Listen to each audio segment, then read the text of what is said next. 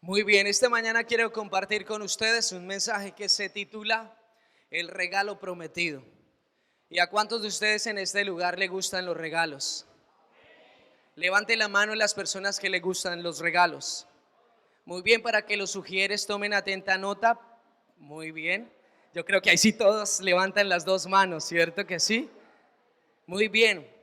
Hoy quiero hablarles de un tema muy importante, muy especial para la vida y el desarrollo de nosotros como cristianos, ¿sí? En nuestra familia, en nuestra casa, en el lugar donde nos desenvolvemos. Y quiero invitarles para que busquemos Hechos 1:4, nueva traducción viviente. Dice: una vez, mientras comía con ellos, les ordenó: no se vayan de Jerusalén hasta que el Padre les envíe el regalo que les prometió, tal como les dije antes. Y para entrar en contexto en esta porción de la palabra, quiero decirles que el Señor Jesús, después de haber resucitado, después de que fue sepultado en aquella tumba, resucitó y duró 40 días compartiendo con sus discípulos, compartiendo con las personas con las que antes fue a predicar, con las que comió, con las que lloró, con las que llevó sus luchas y sus batallas. Y Él los reunió y les dijo: quiero darle unas instrucciones muy importantes a todos ustedes, le decía el Señor a ellos. Y también les dijo: quiero decirles que les prometo un regalo que les permitirá continuar con el trabajo de llevar el mensaje de las buenas noticias. Y todos nosotros hemos conocido el mensaje de las buenas noticias, ¿cierto?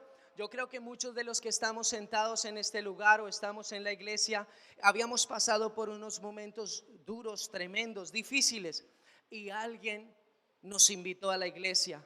Alguien le dijo: ven, te invito a este lugar y allí puedes descansar. Yo tengo el lugar donde puedes hallar respuesta a tu necesidad. Y quizás llegaste destrozado, acabado, quizás a punto de botar la toalla, quizás a punto de cometer la peor decisión de tu vida. Y encontraste en este lugar un alivio, una paz, una tranquilidad, ¿cierto? Amén. Y esto fue lo que hicieron los discípulos con Jesús: llevar el mensaje de la buena noticia a todas estas personas que eran oprimidas por un entorno, por un gobierno que era brusco, que era opresivo, que no tenía compasión, que no tenía misericordia. Y el Señor y los discípulos compartían este mensaje, que está en Mateo 29, 19 al 20, Mateo 28, 19 al 20. Reina Valera dice: por tanto, id y haced discípulos a todas las naciones, bautizándolos en el nombre del Padre y del Hijo y del Espíritu Santo, enseñándoles que guarden todas las cosas que yo os he mandado, y aquí yo estoy con vosotros todos los días hasta el fin del mundo. Amén. Este es la visión, este es el objetivo. Así como en su empresa, ¿cierto? Hay un objetivo trazado, y por eso se sienta el equipo de trabajo, la mesa directiva, y se sienta y dice: bueno, ¿cómo fueron los resultados este mes? Y comienzan a evaluar todos los indicadores. Dice: bueno, del mes de enero a febrero con respecto al año pasado, estos fueron los indicadores, positivos, negativos, ¿cierto? Y continúan hacia los objetivos que tienen trazados, ¿cierto? Decir: vamos a llegar a una meta del 100%, un ejemplo, ¿sí? Comienzan a trabajar en eso cada día, a decir: bueno, tienes que ofrecer mejor los servicios, tienes que hacer mejor el desempeño, bueno, todas las actividades que se tengan que hacer en una empresa. Y en nosotros como cristianos, este es nuestra visión: de parte de Dios para nosotros como cristianos. Este es el objetivo por el cual usted hoy se encuentra sentado en esa silla y por el cual yo me encuentro parado en este lugar. Porque hemos sido llamados ¿a qué? A enseñar a las personas la buena noticia. Hemos sido llamados a darle aliento a esa persona que algún día estuvo como nosotros, ¿cierto? Entonces, ese era el mensaje del cual Jesús les había hablado antes de haber sido crucificado en la cruz. Ahora aquí se encuentra un Jesús ya resucitado que dice: muchachos, yo ya me voy, ¿sí? Yo ya no continúo con ustedes. Y todos pudiesen decir: ¿y ahora qué vamos a hacer? ¿Cómo vamos a realizar la tarea? Y en esto hago un paréntesis. Los hijos están en la casa, mamá les plancha, mamá les hace de comer, mamá les organiza, todo papá está proveyendo para la casa, ¿cierto? Y un día, por alguna circunstancia, los padres tuvieron que salir de viaje a hacer algo y no estuvieron en casa por algunos días. ¿Qué dicen los hijos? ¿Cómo hago el arroz? No, esto no hagamos arroz, llamemos por favor. Sí, ¿qué tiene hoy de plato del día, cierto? ¿Por qué? Porque ya pueden decir: Dios mío, ¿cómo lo vamos a hacer? Pues era la misma inquietud que los apóstoles, que los discípulos de Jesús dijeron: pero si este es el que echa fuera demonios, pues también nosotros lo hemos hecho, pero tenemos el respaldo de Jesús, está al lado, que si hay una pregunta, una inquietud, nosotros le decimos: Jesús, echamos demonios y no se salen. Y no nos obedecían. Sí, les pasó alguna vez a los discípulos, ¿cierto? Entonces fueron y consultaron a Dios, pero que ahora que Jesús iba a partir, y ahora, ¿cómo lo vamos a hacer? Por eso fue que Jesús, retomando en lo que íbamos, les dijo: les prometo un regalo para que ustedes puedan continuar con la labor de enseñar el mensaje de la buena noticia. Muy bien, la gran comisión.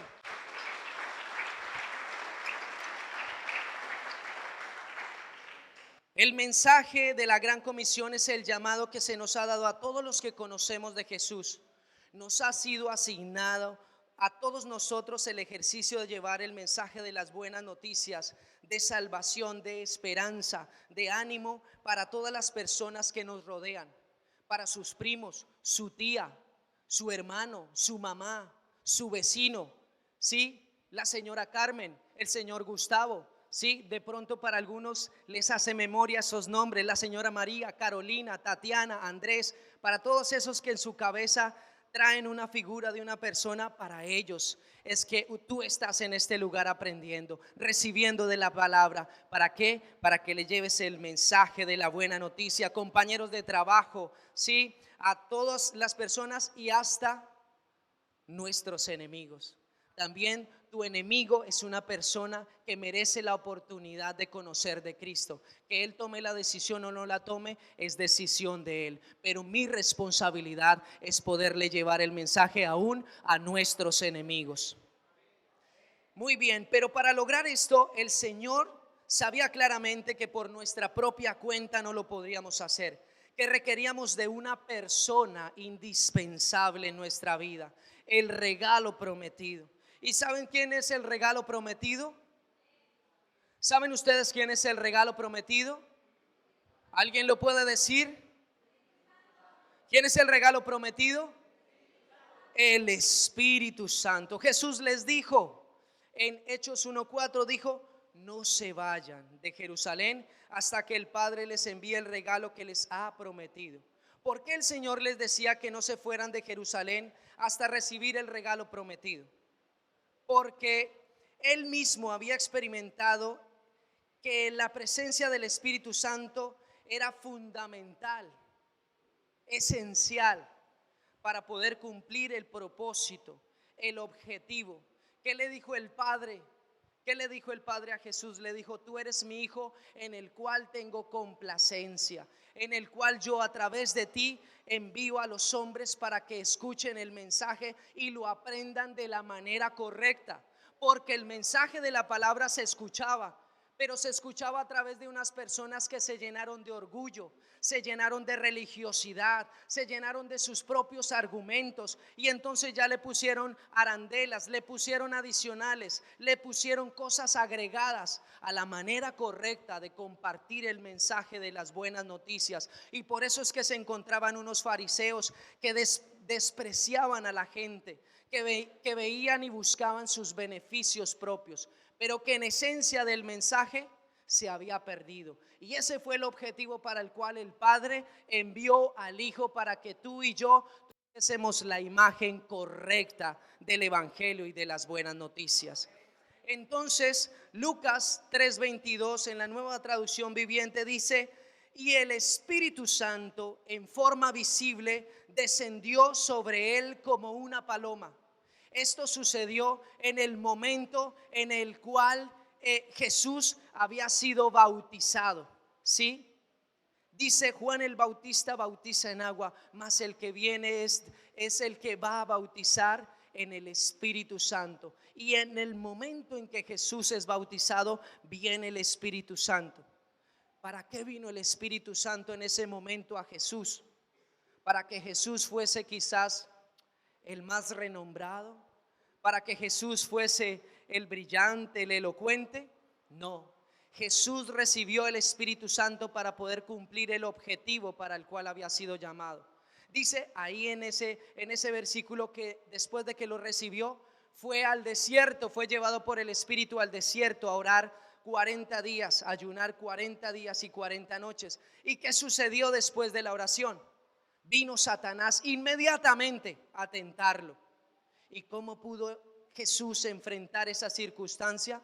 Con el poder que le daba el Espíritu Santo, con la capacidad que le daba el Espíritu Santo. Y hoy tú y yo enfrentamos tentaciones. Cuando sales de la iglesia, sales de recibir el mensaje y te encuentras en una circunstancia que te llena de ira, te llena de rabia, te llena de tristeza, te llena de incertidumbre.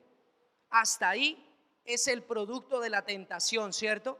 De ahí en adelante se desarrolla lo que el Espíritu Santo hace en mí. Entonces yo puedo callar, entonces puedo respirar y decirle: gracias, Señor, por darme paciencia, ¿cierto? Porque es el resultado que hace el Espíritu Santo cuando tú te sientas aquí cada domingo a orar, a hablar con Él. Él es el que hace el trabajo dentro de ti, que te cambia, que te lava, que te llena de buenas cosas, que te da fuerzas y fortaleza.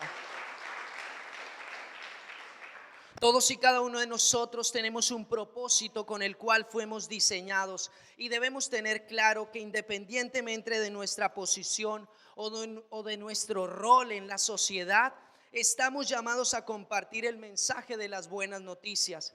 El púlpito es diferente para todos, ¿sí? El púlpito para unos es la casa, el púlpito para otros es el trabajo. El púlpito para otros es el bus, el medio de transporte donde tú te mueves. El púlpito para otros es la calle, el centro comercial, el supermercado. Ese es tu púlpito. Ese es tu púlpito, porque ahí es donde tú comienzas a entregar el mensaje de la buena noticia. Cuando tú le dices al señor de la tienda: muy buenos días, don Pedro, ¿cómo amaneció? No, mi hijo, estamos ahí luchando, batallando. Tranquilo, don Pedro, pero tranquilo que va para adelante. Cualquier cosa que usted necesite, don Pedro, con mucho gusto, en lo que yo le pueda colaborar, le sirvo. Es algo cotidiano, es algo que usted no rompió los esquemas, normal. Y quizás don Pedro necesitó, no sé, una herramienta. Ay, Duber, ¿me puedes prestar una herramienta? Claro, con mucho gusto, don Pedro. Y se abrió el canal para comenzar a compartir de las buenas noticias. Pero no tuviste que predicarle: si no te arrepientes, irás al infierno. Si no te arrepientes, consumirás en las llamas del fuego. No, la gente queda de una vez en shock. Sino que abres la puerta de manera amable, sencilla, práctica, y esa persona dice: oiga, qué hombre tan generoso, qué mujer tan atenta, qué familia tan hospedadora, me agrada. Y de pronto le vuelven a dar la llamada y dice: es que pasamos cerca de su casa, ¿lo podemos visitar? Qué bueno que pudiesen decir todos eso de nuestra familia, de nuestra casa, ¿cierto? Pero hay otras veces durante el teléfono nos suena, yo creo que durante 6 meses, ¿cierto? Porque no, es imposible que suene el teléfono, no sé, ya se lo dejo a sus imaginación. Muy bien, entonces es una tarea de todos, es una labor que todos tenemos como cristianos. Predicar en el altar predicamos en el altar y estamos llamados a hablar de las buenas noticias de salvación. Que esta tarea no solamente es del pastor o del equipo de liderazgo, sino como les acabo de mencionar, es para cada uno de nosotros, de los que estamos aquí, es esa labor. Entonces yo quiero hacerles una pregunta y usted me va a responder sí o no. Lo que realmente necesitamos nosotros y el regalo fundamental que necesitamos como cristianos es un coeficiente intelectual alto. ¿Y el resto de la iglesia dónde quedó? Una excelente oratoria, poder de convencimiento, saber la Biblia al derecho y al revés, el Espíritu Santo. Muy bien, dale un fuerte aplauso al Señor esta mañana. Hazlo con convencimiento, iglesia. Jesús les dijo que lo que necesitaban, lo que verdaderamente era indispensable para poder compartir las buenas noticias, era el Espíritu Santo. ¿Sabe algo, iglesia? Muchos estamos luchando con la pena, muchos estamos luchando con la vergüenza, con la mediocridad, estamos luchando con nuestros temores, estamos luchando con nuestros argumentos, estamos luchando con muchas cosas en nuestra mente, ¿sí? Y ese temor, ese rechazo queda atrás, queda en el pasado, queda excluido cuando a nuestra vida viene el Espíritu Santo. Y yo creo que eso lo ha experimentado cada persona que ha pasado de pronto adelante a compartir una ofrenda, que ni por las curvas se imaginaba desde un principio que iba a compartir la ofrenda. Y la primera vez que lo compartieron, lo invitaron a compartir la ofrenda, las manos le temblaban, la voz le titubeaba y daba mucho miedo, ¿cierto? Pero a medida que el Espíritu Santo llena a la gente, llena a las personas, encontramos jóvenes, encontramos adultos, encontramos hombres, mujeres que predican, que dan un mensaje de la ofrenda, de una predicación, que dan el mensaje, y ahí vemos cómo el Señor comienza a respaldar sus vidas, como el Señor le da a usted ese poder, esa gracia para decirle a su vecino: cierre sus ojitos y oro por usted un momentico. Ciérrelos, ¿sí? Aunque antes nos daba oso, ¿cierto? Uy, qué pena que nos vean aquí con los ojos cerrados, el evangélico, uy, no. Yo lo digo porque yo sufría y esa era mi lucha, era mi batalla. Que mis amigos de desorden y mis amigos del mundo, cuando yo era el loco de la fiesta, ahora me vieran disque orando. O sea, imagínese por un instante, ¿sí? Que esos amigos me vean hoy parado en el púlpito predicando, cuando yo les digo: yo ahora comparto de la palabra, y hacen no, Flores, usted sí, usted es una boleta, Flores, ¿sí? Y por instantes esos argumentos me tocaban, me llegaban al corazón y me limitaban, y yo, cuando a veces veía por ahí la oportunidad de predicar afuera, no lo hacía. No lo hacía. Yo decía: Señor, perdóname, pero que lo haga otro. Perdóname, pero que la oportunidad le puede corresponder a otro. Pero no, ¿cómo me va a boletear así, Señor? Sí, entonces más bien yo me quedaba callado. Pero a medida que he ido avanzando, he podido tener libertad en ese temor. He podido tener libertad en eso y poder decir: sí, doy mi vida por Dios. Sí, invierto el tiempo para el Señor. Vale la pena orar, vale la pena buscar del Señor.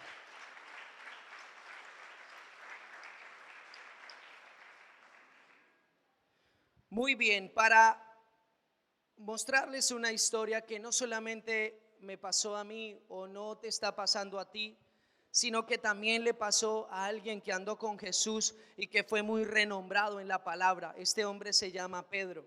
Sí, Pedro fue un hombre que en sus comienzos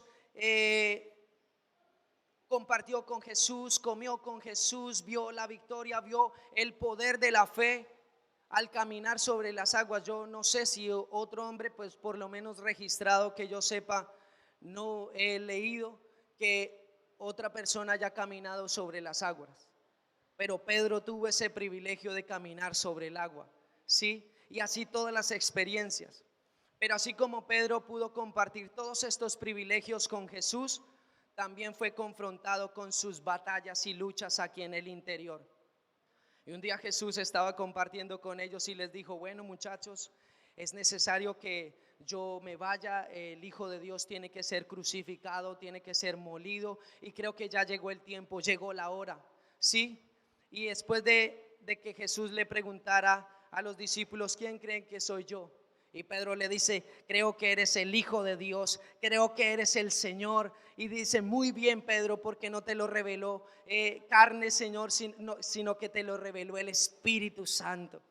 Pero seguidito, los contados los minutos, vemos a un Pedro que cuando Jesús dice: yo me tengo que ir y me tienen que crucificar y todo este tema, llega y dice: Jesús, ¿cómo así que te tienes que ir? Y dijo que no, en contravía de esa decisión, y dijo: no, eso no puede ser así, Señor, y tenemos que pelear o tenemos que hacer lo que sea, pero eso no puede ser así.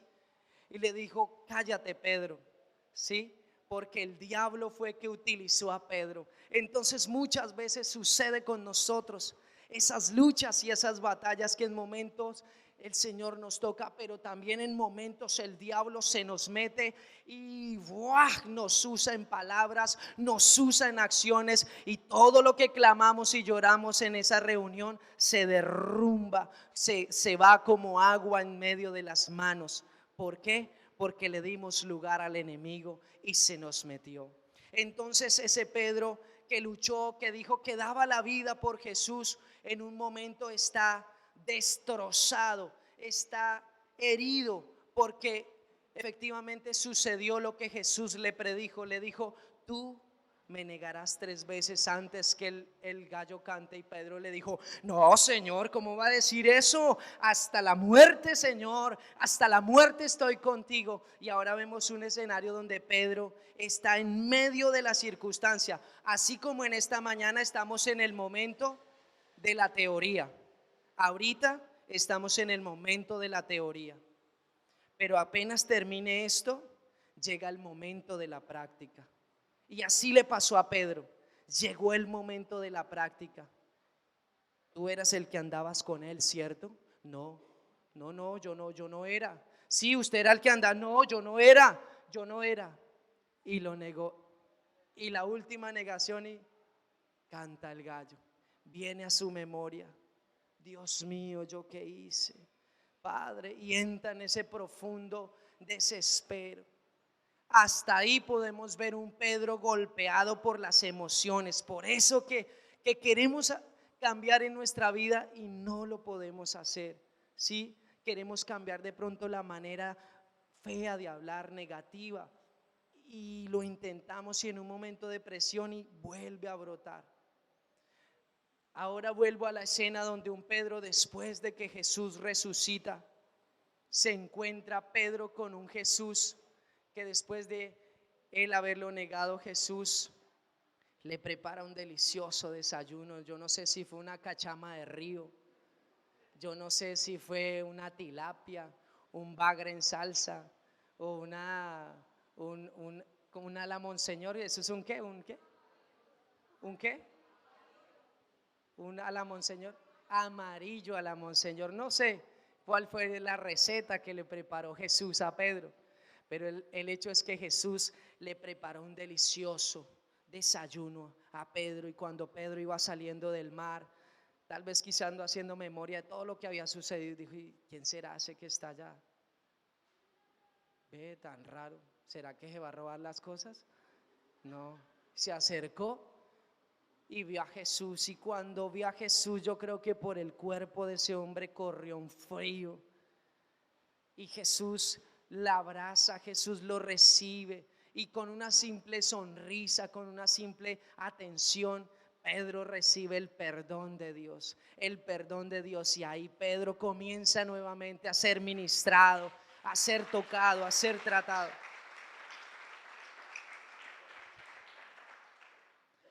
Entonces vemos en este instante como un Pedro, después de estar ya más a la expectativa de decir, uy, ahora sí tengo que controlar mi boca, Dios mío.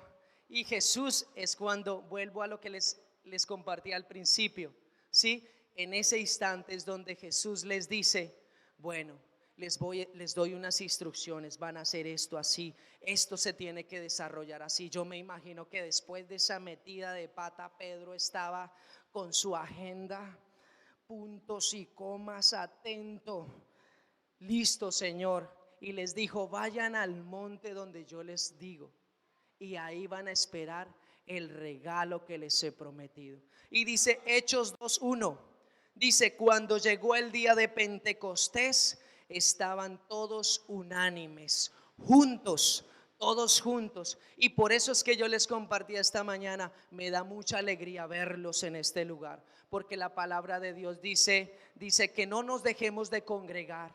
No nos dejemos de congregar, que estemos aquí como iglesia, como pueblo de Dios. Así como el día domingo en un estadio se reúne la cantidad de barras bravas a darse puño, a darse patadas, a gritar, nosotros nos reunimos en este lugar porque vamos para el camino correcto, porque estamos en el lugar correcto, porque lo que hacemos en Dios es poderoso y tiene más efectividad que cualquier otra cosa en la vida. Y por eso es que me da alegría verlos en este lugar.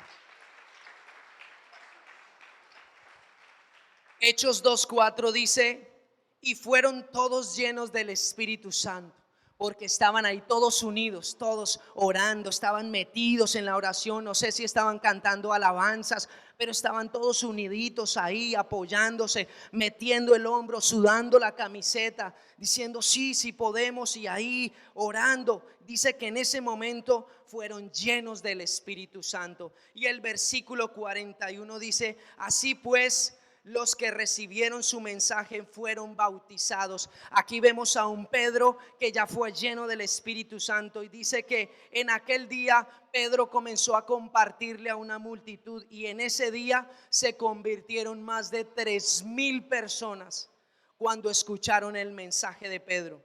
¿Quién era Pedro? Pedro era un pescador, un hombre del común, un hombre de a pie, un hombre que era analfabeta.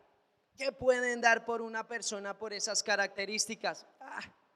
Ese es un bobito, ese no me da la talla, ese no tiene la capacitación que yo tengo. Dice que el Espíritu Santo le dio la capacidad, y cuando predicó sanaban los enfermos, hacían milagros, hacían prodigios. ¿En quienes? En hombres y mujeres que se dispusieron, que no dijeron, no, lo que pasa es que yo soy analfabeta, no, lo que pasa es que yo soy profesional, no, lo que pasa es que yo soy joven, viejo, niño. No, dijeron, Señor, estamos aquí todos unidos. Por eso en la iglesia se reúne de todo, hombres, ancianos, se reúnen mujeres, se reúnen niños, pero que lo importante es que estemos todos unidos en un mismo objetivo, pidiéndole al Dios del cielo, haz tu gloria en nuestras vidas, haz tu obra en esta tierra, haz tu obra en mi vida, Señor, con fuego, con poder. Y quiero compartir con ustedes unos consejos que nos permitirán disfrutar del gran poder de Dios, ¿sí? De poder ver esto hecho realidad. Yo sé que muchas veces el mensaje de la palabra nos produce sueño, nos produce pereza, nos produce como los más pocos ánimos para hacerlo. Pero es solamente con el Espíritu Santo en que tú podrás conquistar la victoria, con que tú podrás alcanzar cosas que no te imaginas. Y el primer consejo que quiero compartir es la compasión. Mateo 9, 36, 35. Dice, recorriendo Jesús todas las ciudades y aldeas, enseñaba en las sinagogas de ellos y predicando el evangelio del reino y sanando toda enfermedad y toda dolencia en el pueblo. y al ver las multitudes tuvo compasión de ellas, porque estaban desamparadas y porque estaban dispersas como ovejas que no tienen pastor.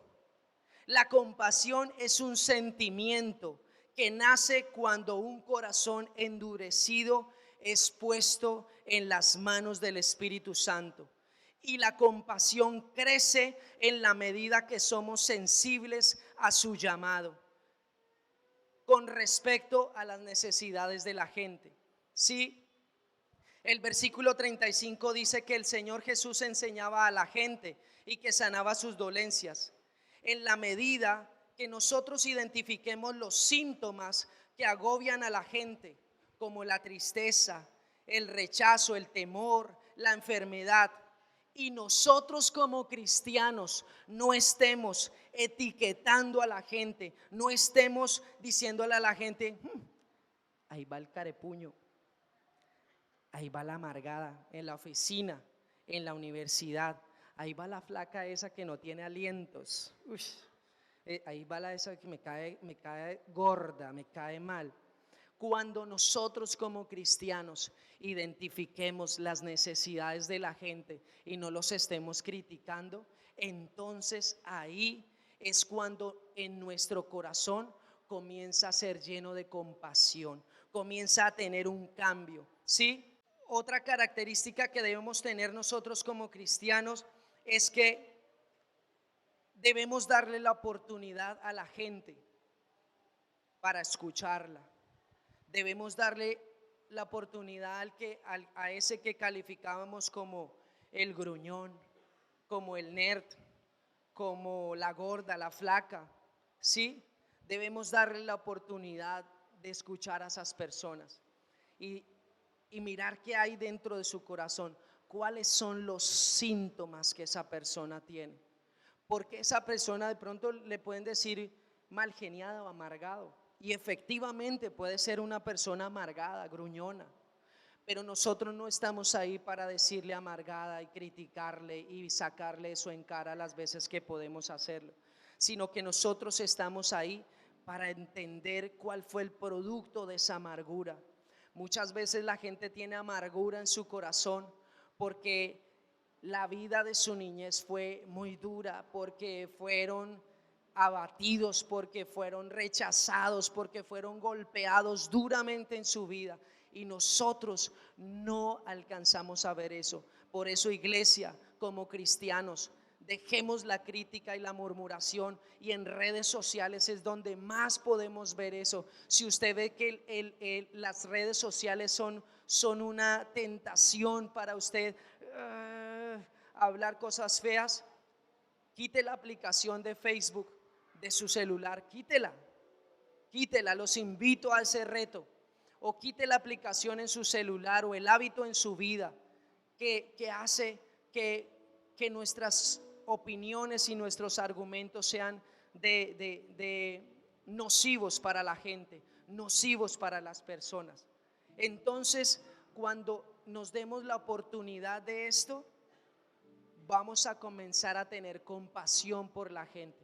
Jesús decía que le enseñaba a la gente, ¿cierto? Dice que iba por todas las sinagogas. Entonces yo me imagino un Jesús en Colombia, un Jesús predicando en Bogotá, un Jesús predicando en La Guajira, un Jesús predicando en el Chocó, un Jesús predicándole a las tribus indígenas en el Amazonas, que tuvo la capacidad de poder ver la condición de cada una de esas familias, ¿sí? Hambre, dolor, pobreza, orgullo, altivez. Pudo ver las diferentes facetas de esas personas, pero vemos a un Jesús que se llena de compasión porque sabe cuál es el producto de su dolor, y Él sabe que el cambio de esas personas es a través de una buena noticia, de una sonrisa, de un abrazo, de un te amo, de un detalle sencillo. Ese es el Jesús que hacía milagros. Jesús no era el que iba de pronto con su grupo de trabajo y iban todos en, no sé,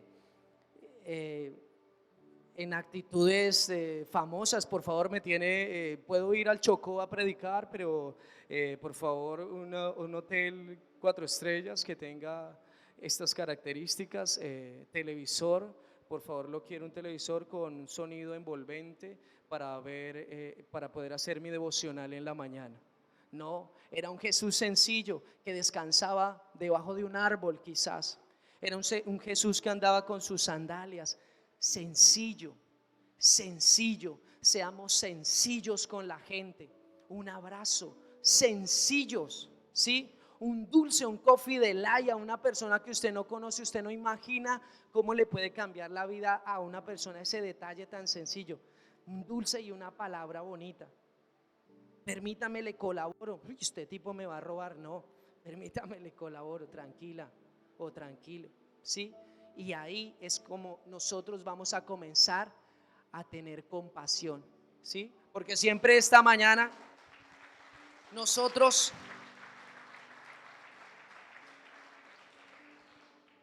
muy fácilmente podemos decir: venimos a la casa del Señor, Señor, mi casa, Señor, mi situación financiera, Señor, mi esposa, Señor, mis hijos, Señor, mi. Y siempre estamos programados en mí.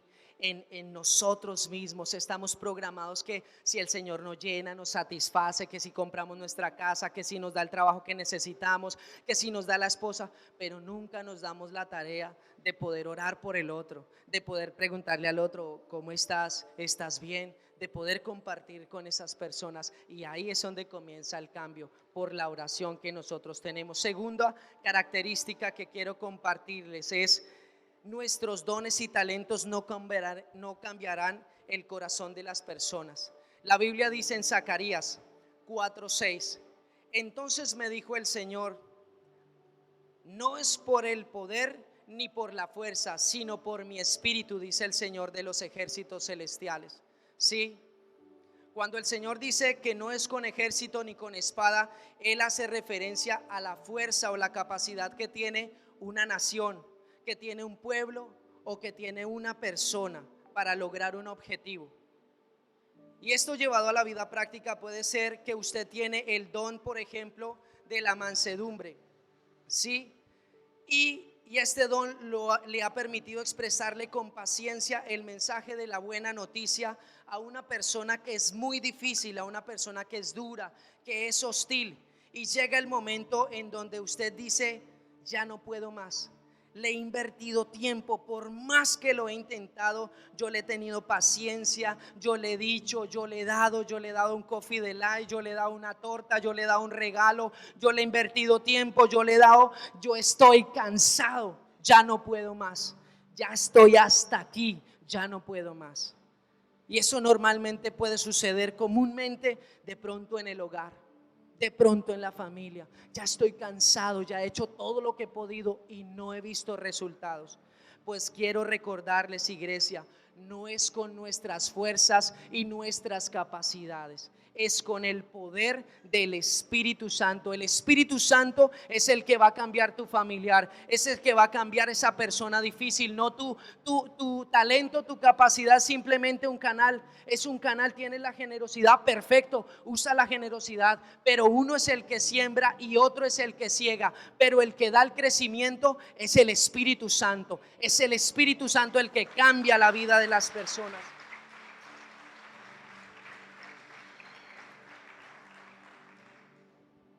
El tercer punto, por el contrario del que les acabo de compartir: nuestras debilidades, luchas, no serán el obstáculo para predicar, serán la oportunidad para predicar.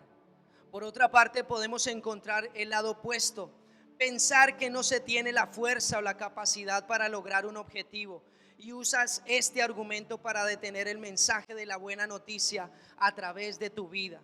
Jeremías 1:7 dice: y me dijo Jehová, no digas soy un niño, porque a todo lo que te envíe irás tú y dirás todo lo que te mande. Así que no digamos: no, es que yo no puedo, se me dificulta hablar, no, es que yo no puedo compartir, a mí me da pena, a mí me da vergüenza, no, es que yo no tengo esa habilidad. No, tú has sido puesto por Dios en este lugar con un objetivo. Tú has sido puesto por Dios en esa familia, en esa casa, en ese hogar con un objetivo. Así que tú cumplirás lo que Dios ha mandado que tú hagas. Tercer punto. La tarea es de todos nosotros. Mateo 28, 19 al 20 en la Nueva Traducción Viviente dice: por tanto vayan y hagan discípulos de todas las naciones, bautizándolos en el nombre del Padre y del Hijo y del Espíritu Santo, enseñándoles a obedecer todas las cosas, todo lo que les he mandado a ustedes, y les aseguro que estaré con ustedes siempre hasta el fin del mundo. El Señor da una orden y dice: vayan. Vayan y hagan discípulos. Es un llamado a todos los cristianos a compartir con los demás el mensaje de la buena noticia, como en una carrera de relevos. El que va corriendo y entrega el bastón y arranca el otro a correr, y entrega el bastón y arranca el otro a correr. Así debe ser con nosotros. Recibimos la palabra, entréguesela al otro, entréguesela al otro. Si tú no lo haces, frenas la carrera de relevos. El Señor da una orden. Y la otra versículo lo encontramos en 2 de Corintios 5, 18. Dice: Dios nos ha dado la tarea de reconciliar a la gente con Dios. Esa es nuestra tarea, como les decía anteriormente.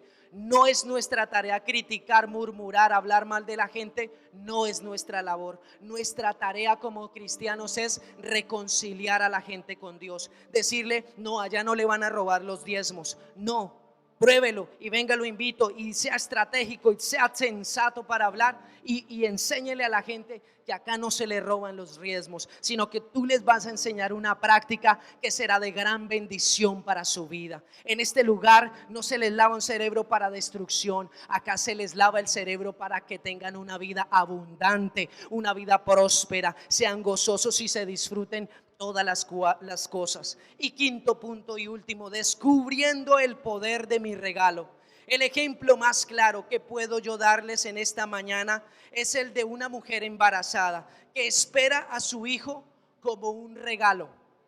Toda mujer que ha experimentado tener un bebé en su vientre espera el día del nacimiento, y eso para ella es como un regalo. Cuando el bebé nace, su alegría no queda ahí, sino que de ahí en adelante comienza toda una escuela de aprendizaje y de descubrimientos hasta el día de su muerte, ¿cierto? Pero solo y solo si esto sucederá si la relación de esta mamá con este bebé es continua, si hay una relación tú a tú con este bebé. De lo contrario, esta mamá perderá todo este aprendizaje. Esta mamá no podrá ver los frutos de ese bebé. No podrá ver los pastores que tienen su bebé, cómo lo disfrutan, ya que comienza a hacer sonidos, ya comienza a sentarse, y eso solamente lo puede recibir con todo una mamá que sabe que sintió en sus entrañas cuando estaba, que sabe cuánto le costó al parirlo, que sabe cuánto le cuesta las trasnochadas cada día, y se lo puede disfrutar porque está sembrando en ese bebé el que en algún día le extenderá la mano y le dirás: vamos, mi viejita, así como tú me cuidaste, es mi tiempo para yo cuidarte. Mi viejito, así como tú trabajaste todos los días para sostener la casa, hoy es el momento de que hagas un alto en el camino. Mi viejo, te voy a sostener, cuentas conmigo, soy tu hijo, ahora me corresponde llevarte. Y eso es lo mismo que sucede con el Espíritu Santo. Tú recibes el regalo del Espíritu Santo, pero tú descubrirás lo hermoso y lo espectacular que es a medida que tú compartas con Él, a medida que tú pases tiempo con el Espíritu Santo, a medida que tú derrumbes tus barreras, tus argumentos que el enemigo trae a la cabeza, y si tú los derribas, disfrutarás de la gloria de Dios. Por eso es que la gente que está afuera, y no la critico, sino la fuente de afuera, nos mira y pasará por esa calle y nos mira, y todos aquí y dirá: qué boleta esa gente. No, hermano, que en vez de estar por ahí, no sé, en otra cosa importante, ¿cierto? dirá, es que haciendo arepitas, allá llevándole plata al pastor, allá perdiendo el tiempo. Esa gente está loca. Pero tú que estás de este lado del camino, tú puedes decir: no te critico, porque en algún momento yo también era así. En algún momento yo murmuraba y decía: están locos, están perdiendo su vida y su tiempo. Pero ahora que estoy de este lado del camino, le doy gloria a Dios, porque lo que ha hecho en mi casa, en mi familia, lo que ha hecho en la iglesia es poderoso, es poderoso.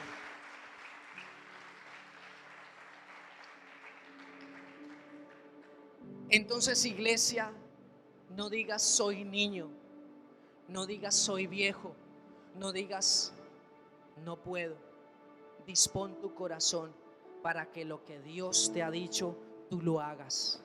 Y así verás la gloria de Dios. Levántate de tu silla.